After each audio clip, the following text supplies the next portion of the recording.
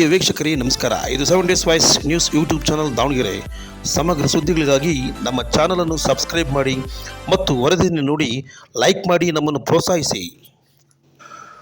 ಇದು ದಾವಣಗೆರೆಯ S layout ಸರ್ಕಲ್ನ ಗಡಿಯಾರ ಕಂಬದ ವೃತ್ತ. ಇಲ್ಲಿ ಸರಿಸುಮಾರು 6 ರಸ್ತೆಗಳು ಸೇರುತ್ತವೆ. ಬಲ್ಲ ಮೂಲಗಳ ಪ್ರಕಾರ ಶಾರದಾದೇವಿ ದೇವಸ್ಥಾನ ಸರ್ಕಲ್ನಿಂದ ಹೊರಟ ಒಂದು ಕಾರು ವೇಗವಾಗಿ ಚಾಲಕನ ನಿಯಂತ್ರಣವು ತಪ್ಪಿ ಸರ್ಕಲ್ನ ಕಟ್ಟೆಗೆ ರಭಸವಾಗಿ ಬಂದು ಗುದ್ದಿದೆ.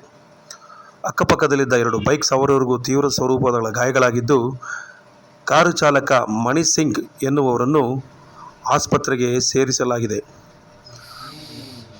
ಈ ಕಾರಿನ ರಭಸ ಕಟ್ಟೆಗೆ ಬಡಿದು ಎಷ್ಟು ತೀವ್ರವಾಗಿತ್ತೆಂದರೆ ಕಾರಿನ ಬಿಡಿಭಾಗಗಳು ಮತ್ತು ಬೈಕ್ಗಳ ಬಿಡಿಭಾಗಗಳು ಇಡೀ ಸರ್ಕಲ್ ತುಂಬ ಚೆಲ್ಲಾಪಿಲ್ಲಿಯಾಗಿದ್ದವು.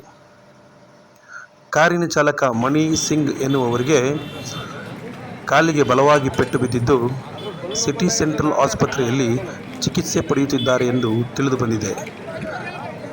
ಕಾರಿನ ಅಕ್ಕಪಕ್ಕದಲ್ಲಿದ್ದ ಬೈಕ್ ಸವಾರರಿಗೂ ಕೂಡ ತೀವ್ರ ಸ್ವರೂಪದ ಗಾಯಗಳಾಗಿದ್ದು ಅವರನ್ನು ಕೂಡ ಆಸ್ಪತ್ರೆಯಲ್ಲಿ ಸೇರಿಸಲಾಗಿದೆ ಎಂದು ತಿಳಿದು ಬಂದಿದೆ. ಸರಿಯಾದ ಸಮಯದಲ್ಲಿ ಕಾರಿನ ಏರ್ ಬ್ಯಾಗ್ ಓಪನ್ ಆಗಿದ್ದುದರಿಂದ ಕಾರಿನ ಚಾಲಕರಿಗೆ ಪ್ರಾಣಕ್ಕೆ ಅಪಾಯವಾಗಿಲ್ಲ.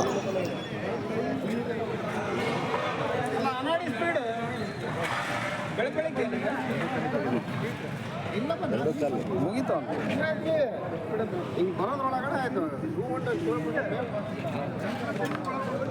ಹಿಂಗೆ ಮೇಲೆ ಹಿಂಗೆ ಮೇಲೇನಲ್ಲ